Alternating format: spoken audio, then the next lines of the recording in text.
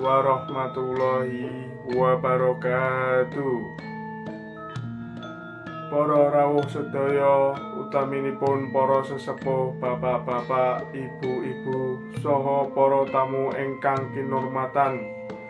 Kawula nyuwun agunging pangapunten awit boten saged paring payungunan ingkang sampurna.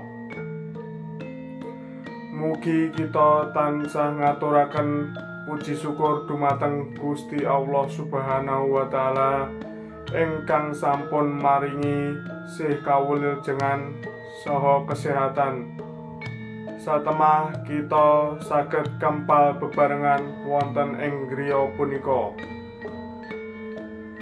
Anggenipun nglantaraken adicara mitoni 7 wulanipun garbanipun ibu.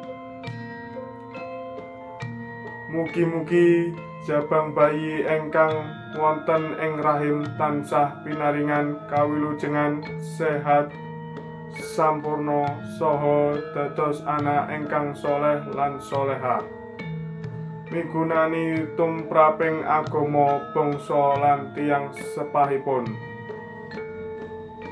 Mugi para rawuh kersa paring pangestu saha donga restu. Pungkasanipun kawula nyuwun agunging samudra pangasami bilih wonten lepat saha kirang langkungipun. Wassalamualaikum warahmatullahi wabarakatuh.